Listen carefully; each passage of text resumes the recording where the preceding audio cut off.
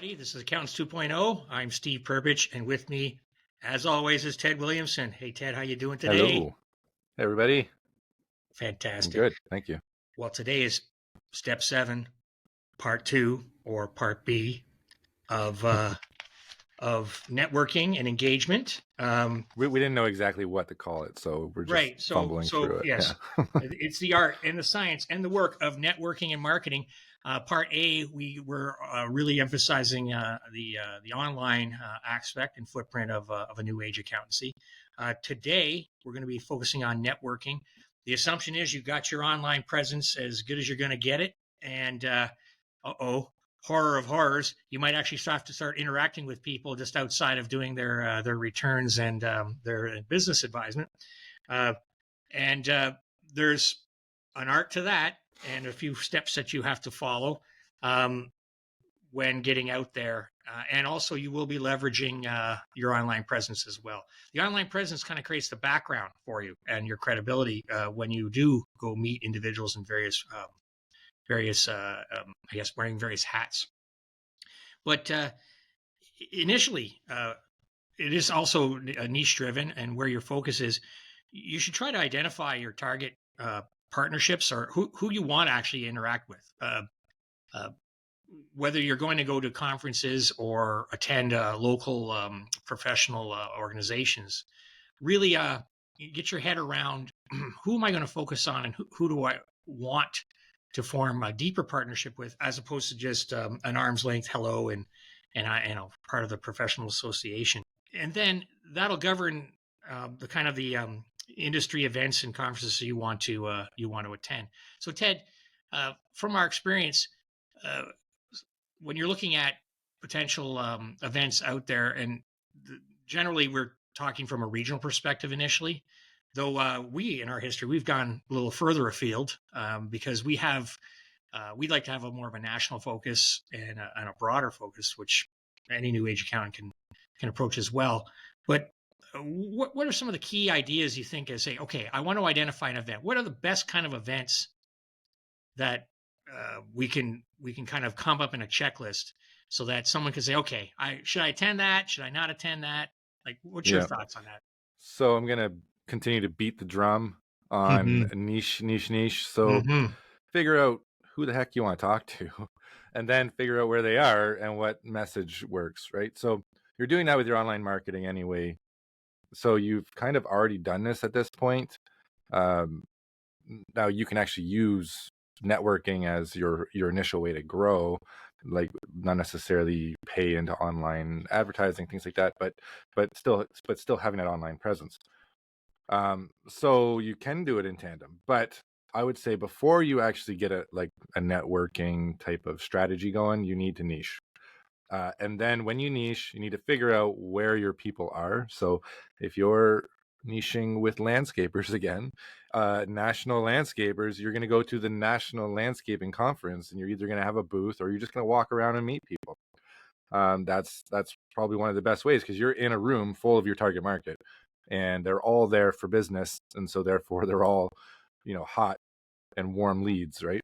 So that is one super important thing. The other thing is to differentiate. So like when you are going to these types of places, if you're say national or even regional, say you go to your regional construction association or something like that, because you're dealing with contractors, you want to make sure you differentiate. So why are you better than another accountant? Why are you better than another bookkeeper?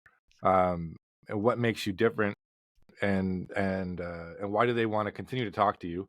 So a lot of and this is all similar to how you build your online strategy, obviously, but you need to do it a little bit faster because you have, your elevator pitch.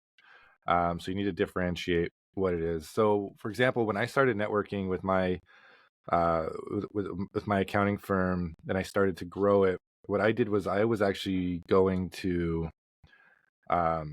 chamber events. I was going to, this was, a lot of people do this, chamber events, or I was going to networking type of meetings like breakfasts and stuff like that. And my differentiator was, we've been there, because there's not that many accountants and bookkeepers that have actually owned a lot of the businesses that they service, right? And that got me that made me grow pretty quickly. It's just that message made me grow pretty quickly, and it's going to do the same with this company because we've been in your shoes as well, right? So doesn't that sound good? Doesn't that Hmm. sound right to actually be taking the advice that understands you and your client? So I'm not saying that to toot my horn. I'm saying that is that you can do the same thing. I'm not saying that you should say we've been there, but you should say we know you. We have done landscaping accounting for forever, and we are the premier accounting firm for landscapers. And the reason you need to come to us is because we understand how to, the labor involved in that, and the labor laws, all the different costs, the vehicle expenses, things like that. So there's a lot of things, a lot of aspects that you need to differentiate, but make it very, very quick. So for me, it was, we've been there. That's a very, very quick statement. We've been there. And then they say, what does that mean? Okay, so I've been in your shoes. I've owned businesses just like yours. And so you can say, whatever it might be, like we are the premier accountant for landscapers, for example. That is a good differentiator. It's gonna intrigue them if they're landscapers. They're gonna be like, oh, I'm a landscaper. And you're saying that you understand me. Great. I wanna learn more. So generally, you're going to get more people talking to you if you are different than other people and you identify them and understand them. So Great. Now, Ted, the picture you painted there is for that particular networking event is a kiosk-oriented event where it's an industry event where your attendance has the option of actually having a setup or a display. Um, uh, Now, taking it one level down, say professional organizations that have either weekly or monthly kind of get-togethers, not necessarily setting up your marketing display and that kind of thing, but more of an interactive event, say a dinner, maybe someone's going to speak on a certain topic. Um, those types of events run by professional organizations. When do you join them? Like what would motivate you to say join a professional organization in your region or broader to where you feel that might help consolidate your network or create relationships? What like, would for you look example, like a construction association kind of Well, that thing, would be like of one. Michigan. Yeah. Well, if that was your niche, I would definitely Yeah. recommend that someone do that. Yeah. Um, uh, like for example, let's make it a little more general, like a chamber of commerce for your region. Should you join the chamber of commerce where your headquarters is, for example? Um, You should join them where you service people. So, right. Okay. basically, so if you are, if you need, if you're say in Michigan and and you service businesses in Southfield, which is a suburb of Detroit, if you join the Southfield Chamber of Commerce, for example, that makes a lot of sense because the clients that you're servicing are in that area. Hmm. So, and also a lot of times you can get like a regional, so a greater regional membership where you have access to multiple regions. So you can do something like that as well. So because if you have multiple regions, do you want to spend, a couple $100 on this chamber and this chamber and this chamber, or do you want to have one that's kind of an umbrella, right? Hmm. So it depends on your region and if that's available or not. But Now, I might add that some professional associations offer perks for insurance, shipping, various other things. So, yeah. if you are looking at a professional association, maybe weigh some of the pros and cons. You might be surprised that the fees to be a member might actually be offset by some of the advantages Yeah, that can be yeah, a accrued lot of by them. times, yeah. Especially if you're a smaller business, some of them have breaks even on insurance and things like that, which is advisable. So, uh, again, that would be if you're going to attend these regular events, and a lot of these organizations don't require you to be a member the first few times they want you to test the water, see if it works. So you don't have to like go sign up and join the Chamber of Commerce for somewhere upstate New York. Just like go see them, meet them, and then if you're a fit, then usually that's how that works. But Yeah, uh, a lot of times you can go to them and you can just pay a little bit more to actually go to the event. You don't right, have to pay the monthly fee. So if it's like $10 to go to the event for a right. chamber member, it's $15 for a non-chamber member, Well, right? So especially if they have a speaker, yeah, yes, usually they cover the yeah, costs of that kind of thing. So whether you're at this trade show event or whether you're at a professional association meeting. So, Ted, one thing that we discussed earlier that you'd like to comment on is when you're introducing yourself or meeting someone, we like to say offer value first. Uh, like, don't just launch into your elevator speech and say, "This is what I'm offering." Like, I personally, when I'm working in these events, I like to just introduce myself and listen to what I like. Kind of find out. You can say at the top of your head what you're into, but don't really get into the sell. Listen and ask. So, what are some of your challenges? Because uh, and then I like to see whether I could even help them at all. Um, do you? What's your approach on that? Yeah, well, you have to add value at some point. Like, there's no point in talking to them if you're useless to them too, right? So it's not just whether or not Right. they're going to be a good client to you. It's whether or not you're actually going to be able to help them in whatever it is that they're doing. So I think absolutely you want to talk about. I want to, like, when I would go to one.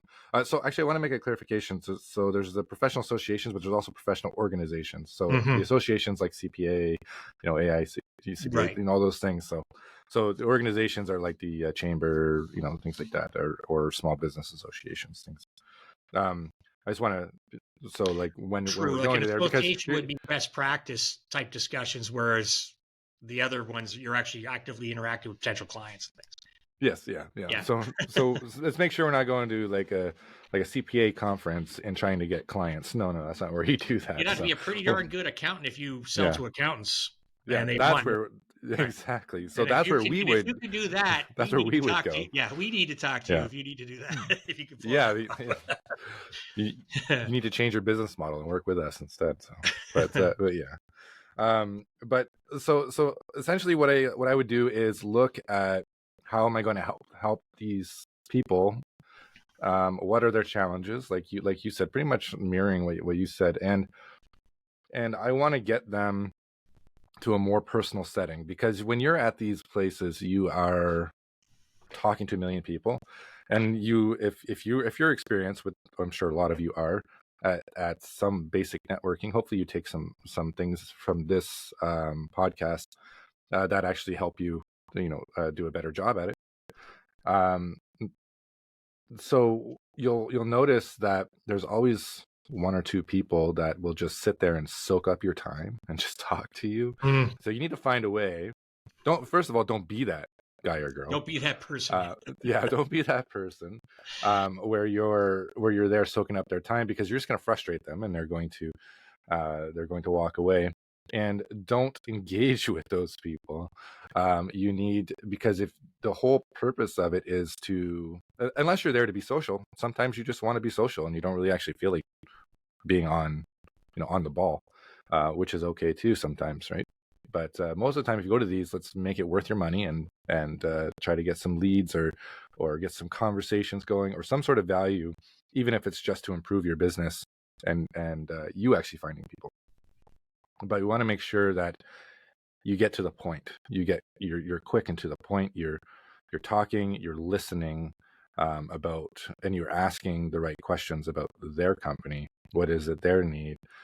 If or about their industry. Hey, let's talk about your industry, and then how you're identifying with them. If you understand that industry, be like, I had a client that also made these widgets, and they actually found that when they changed their policies on labor, they were able to save so much money, whatever it might be. So, um, giving those little snippets and a little value is really helpful. And then when you get them to a more personal meeting, I usually said, like, let's talk further about your business, and we can discuss each other. Maybe there's referral opportunities. Maybe there's some way that we can help each other, um, and we can understand each other at the very least, and get some sort of value in building our businesses. Now, you brought up a So great that's point there. yeah. Collaboration as opposed to the sale, or it said if there's a referral arrangement or some form of collaboration on a mini project where each side can show their stuff, and then you can make the decision to make a deeper relationship to build Yeah, trust. if you're just hungry and you're just going to them and like seething, because you just want their It's a money, turn off. It's a yeah, turn. they know, they see right through you. So so you need to change your mindset, and it's not that I need to make a sale. It's that I need to create relationships. That's what networking is. It's creating Right. relationships. Sales come with creating relationships. As long as you're still thinking, that is, an ultimate goal in the end is that sales will come. Otherwise, you're just creating relationships that can be not very fruitful. But you need to make sure that your mindset is in building relationships and those relationships to be fruitful. Not that you're selling to every single person, but you can help each other in certain ways. I always view things in terms of synergy and integration. The sale Yeah. is a if we offer processes and services that complement their existing operations or marketing, then you again you go on that collaborative viewpoint. The deeper revenue will come because they're going to trust you. You're producing a result, and then if there is a complementary product or service, then away you go. A little bit of a longer haul, but at the same time, the retention and the reward is far greater, and less headaches. So that's if you're going to an event, and that we're kind of talk about that perspective. Now, another thing you can do for networking is host and either a joint event or have your own webinars. And again, we get back to that online activity, but it can be live with a hybrid. There could be some streaming, there could be live stuff, but uh, now they're a bit of work to coordinate. So that's why online, which is what I recommend to do first. But if you have a bricks and mortar setup or a reasonable locations that you can set up some type of back and forth, like what would be the themes or how would I approach that? So say I'm a new age accountant and I do want to have a little event. Perhaps I have a topic I want to or a new type of service or angle or a niche that I want to invite. Um, what type of event would you recommend initially and ongoing? Well, there's a whole bunch. So I'm not a specialist in running events. Mm-hmm. But I do know like there are some pretty successful ones. A lot of them are usually niche specific. And there's usually a couple people, so not just you. It's usually co-marketed. So an example is working with a financial advisor in the area. So you're talking about tax planning, about estate planning. It depends on what what the target market is interested in. If you or real estate, say people do real estate investments, you want to talk to them. You would bring in a high tiered real estate investor who can talk about strategies, and you can talk about the tax strategies and things like that that go along with that. So get creative, but again, as part of the niche marketing and niche understanding your niche, you have to figure out what it is that they actually care about. So what interests them, not necessarily what they care about, because a lot of times people um care about things, but they're just not interested in learning. They're just, I understand that I want to retire one day, but I'm only 30, and so I don't really care at the moment. I want to, but I'm not going to start doing my retirement planning when I own this landscaping company, and I'm young and fully, I'm strong. I can make millions of dollars before I retire. But guess what? They could hurt themselves. They could do whatever, right? So that's not like that's not the topic that you want to talk about with that specific person. You have to look at your target market and understand. So I would say start with because it's cheaper. When you're testing out what your messaging is and the type of event you want to do, start with a webinar. Start with a webinar before you jump into something else. Invite your clientele, invite your potential client to the webinar. And again, it also depends on where they are. If they're not tech focused, then they might not want to do a webinar. And then at that point, you would say you could host it at a private club. Because then it's a lower cost. A lot of times, if you have a private club membership, you can get the room for free or at a low cost because they make money on food and drinks. So that's one thing. So but I would say test it with a webinar, test the message. First of all, to see whether or not people show up. Second of all, to see whether or not you're adding value. So get them to actually talk to you about the event that you threw to see if they actually got some value. And if they did, you can then use that for your next webinar or your next event to say, hey, John Doe from whatever said this webinar, helped him understand, the tax incentives of digital media. I don't know. So, yeah, so Well, that's one thing. one thing I found in my experience with webinars, and you kind of hit it on the head. If your target market is a service industry contractors who tend to be much more physical in the trades, long-term strategic pontification of financial planning in the long run usually doesn't resonate with that group. So that group wouldn't be a good sell. What would is what I do is you try to get a 6 month window of what is this information they want. For instance, talking about filing or optimizing their tax return in this cycle, like immediate stuff, you're going to get their interest. So you do have to read your market or where your niche with what you're going to be offering in your webinar. People want it. People will attend things if they know they can get in a short-term solution. Talking long-term, you can mention it in passing, but it doesn't hold their retention. Now, if you say, a webinar topic, spin up your business for resale or for six, that kind of thing. When do you leave the business and stuff? That might get some interest. And again, it depends on your target market. But again, make the topic something that will incite action to attend. So I always try to keep a 6 month horizon based on the subject matter. Make it current Yeah. and make it so. Is this and the other thing too? It inspires them to either form a deeper relationship with you. So it lets you create an action item. Because if you create no urgency from your subject matter, if you talk about something that's going to happen 20 years from now, there's no incentive for them to move further. So all you did was waste time because you stated these long-term grandiose things, which might be completely true, totally verified. Save that to the university professors talking about long-term business strategy. You're ultimately you are looking to build your business and create relationships that you can realize a return in a shorter run. So try to keep your subject matter with a 6 month horizon tops for an action item that you're looking for. Because eventually you are going to lead that client. Because remember, it's the accounting industry, new age accounting.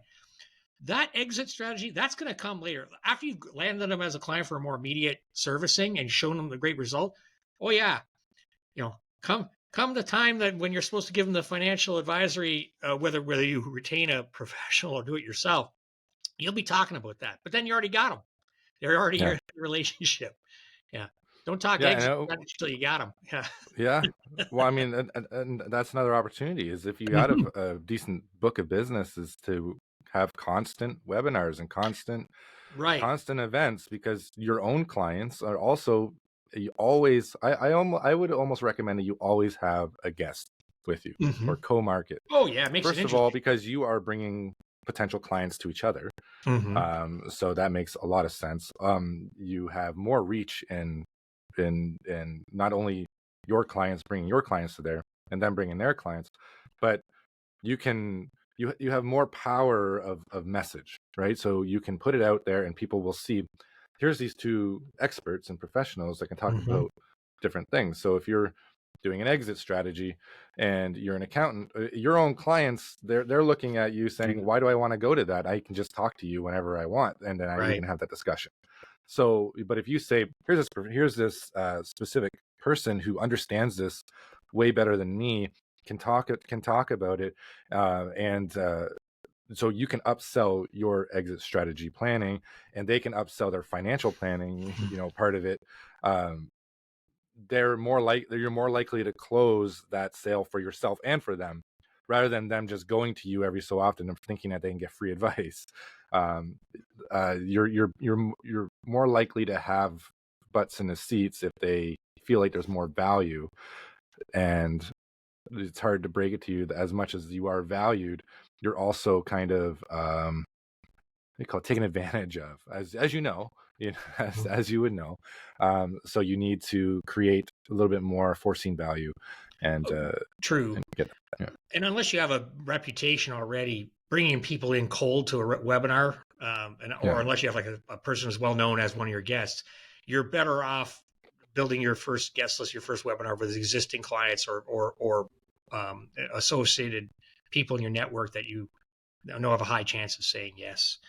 So whether you have the webinar yourself, attend an event, or an event, maintaining communication is also the key. Um, no event is a one and done. There's always this follow up. So not only follow up thanking somebody for their time to attend or we met, um, but with that communication, you have to open the door to either a future meeting or set some form of goal or feedback. So Ted, say you meet someone and there was a connection at an event, it looks like there's some relevance. Uh, Really, closing it right there is not realistic in a lot of cases. You do though want to make sure that there's a solid commitment or an opportunity to meet again or communicate again. What is your best practice on that, or the follow up communication to either thank and facilitate that or close it? You mean like an event, or say like we have like a one-on-one kind of thing?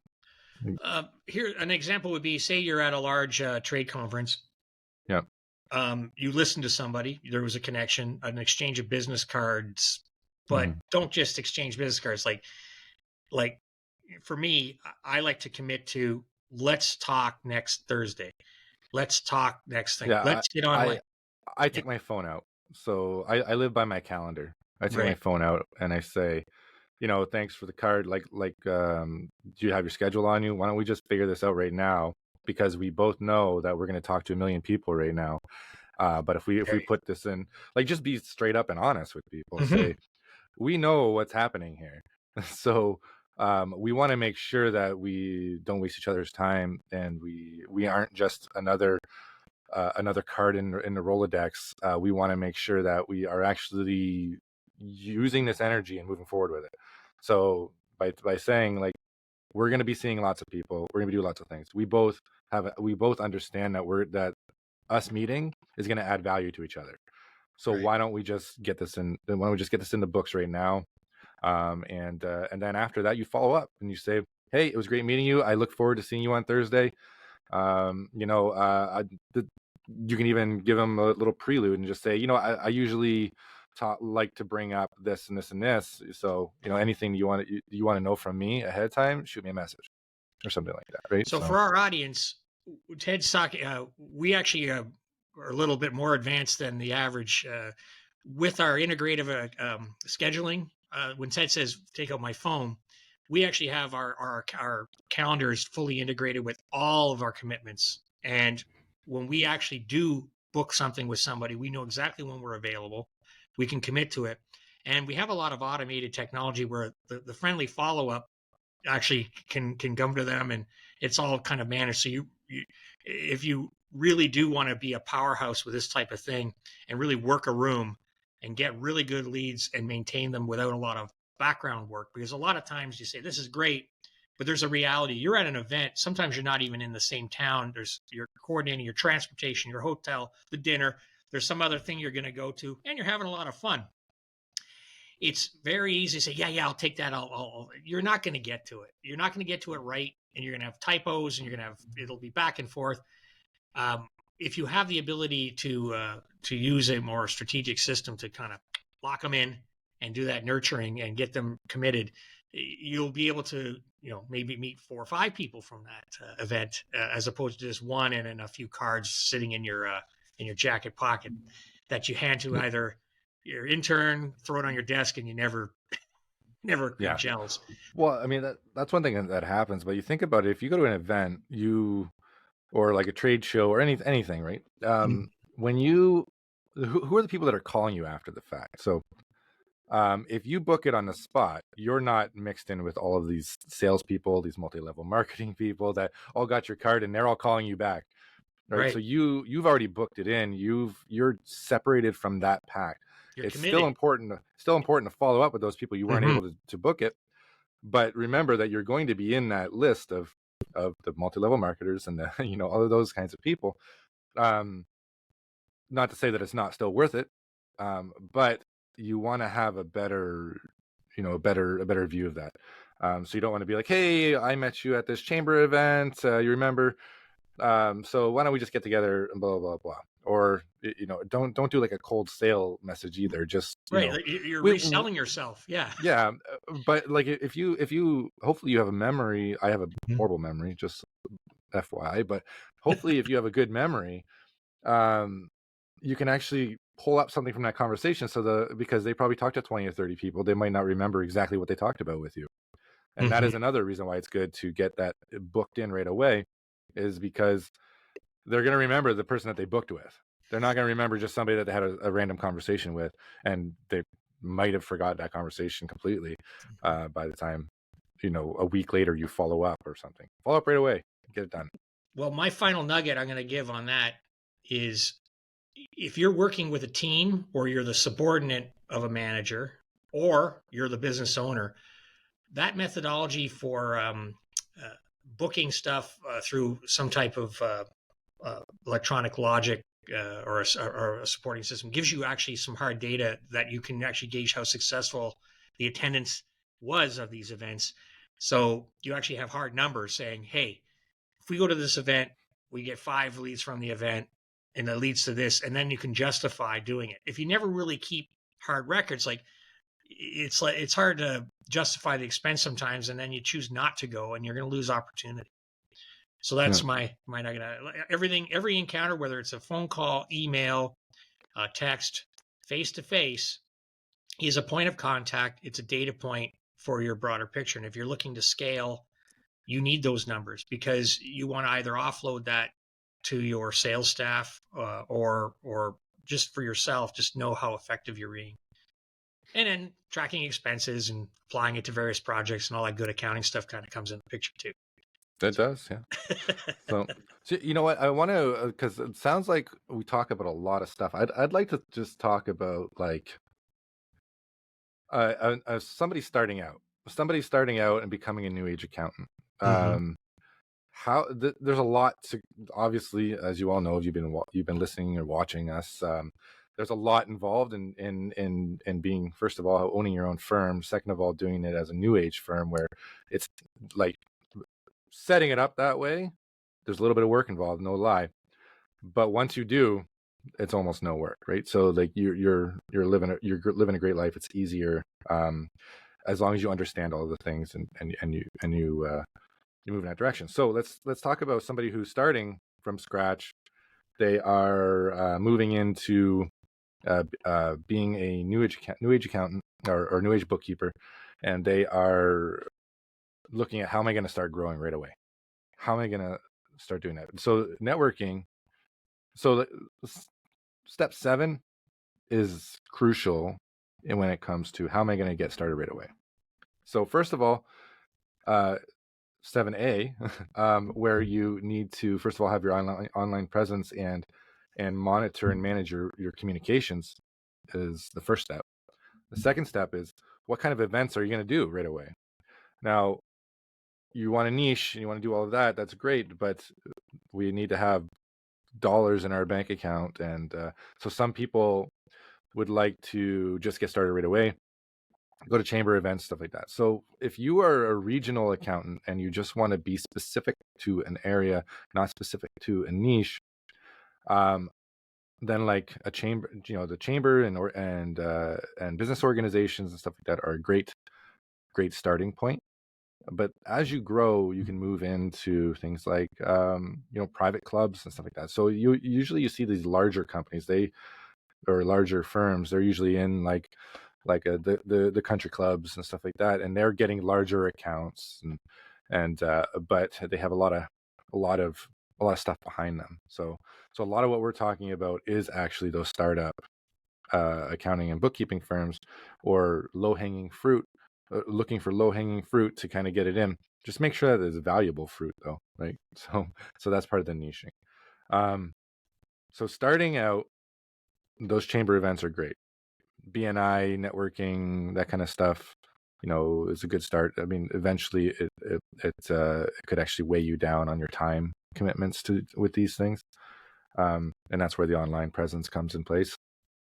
But then, and niching and going towards those like constructions associations and all those kind of things are very, very important as well. So I know that when you first start, you have a lower cost, or lower amount of money that you want to spend in doing these things, and so like joining a country club doesn't make sense, or going to a trade show and hosting in a trade and hosting events doesn't make sense right away.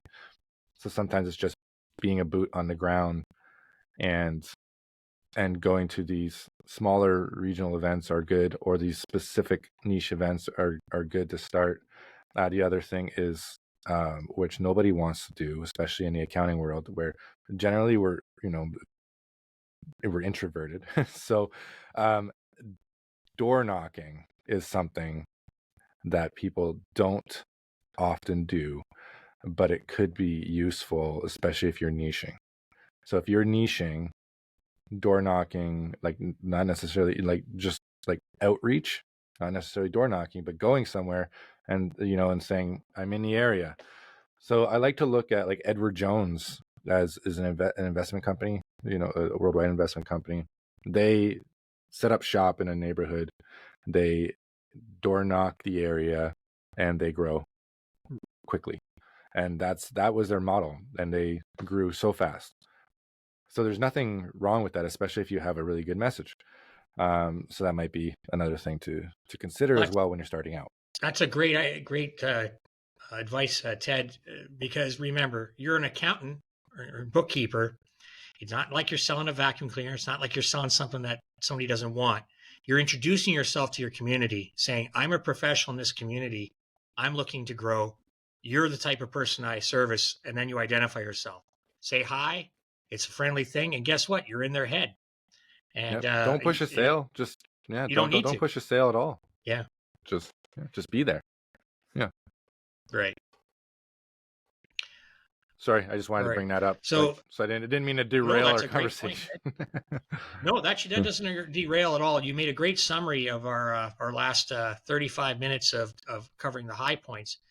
But again, it is critical. Step 7 is kind of the culmination of once you got everything set up to a certain extent, you got to get out there. So I have nothing further to add. Ted, are we good on this? We are good. I know. So like the warning is like you pretty much have to ask me now because otherwise I'll start talking for 15 more minutes. And right. But that was an excellent summary. And again, we try to make these conversations. We do have some guidelines, but everybody who's listening and watching, we do try to make it a conversation, and you're always welcome to be part of it. So that being said, whether it's YouTube or on our social media, get responsive, leave comments, hit like, join our groups, follow, like, add us to your feeds. We got a lot of good stuff coming up in the next few months, and that's Accountants 2.0. Again, I'm Steve Perpich, and this is Ted Williamson, and we'd like to thank you for listening. And until next time, see you soon. See ya. Thank you, everybody.